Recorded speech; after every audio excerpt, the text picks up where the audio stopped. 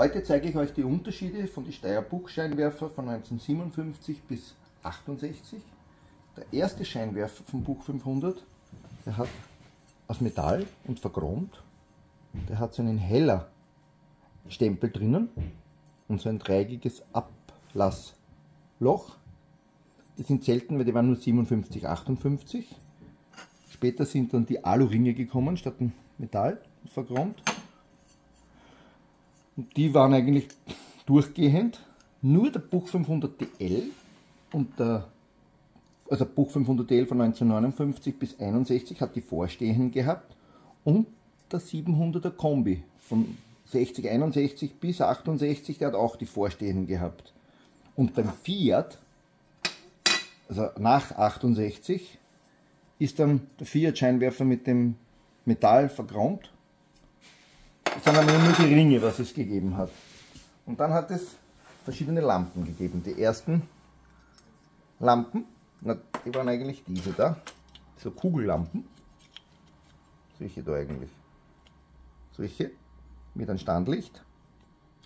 Dann hat es das Standlicht dazu hängen können zum Billogsockel und reinklappen.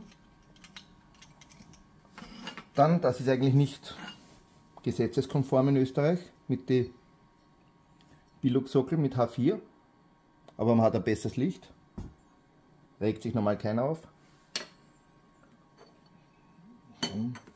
Die letzten, das ist ganz interessant, Europabuch, also mit dem kurzen Dach, mit den normalen Türen von 66 bis 68, die haben so einen eigenen Scheinwerfer gehabt, das gibt es aber auch nicht mehr, von Hella, mit dem Bajonettverschluss, ja. Die sind noch seltener. Also am Markt nicht mehr erhältlich. Und mit den Standlichtern, da haben wir jetzt noch eine Version. Wenn man jetzt zum Beispiel sowas montiert, so ein Billogs mit Halogen, dann hat man immer das Problem, da muss man schauen, da gibt es eine Nase. Wo ist die Nase? Da ist die Nase und da ist die Vertiefung.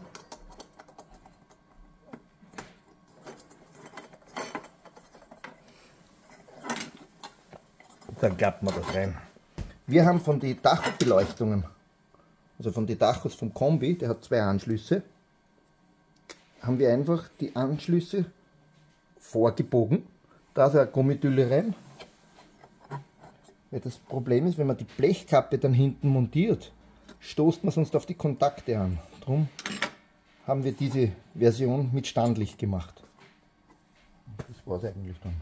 Wenn die Kappe sonst draufkommen würde, würde ich da immer mit dem Kontakt ankommen, wenn ich irgendwas anderes montiere. Das war's.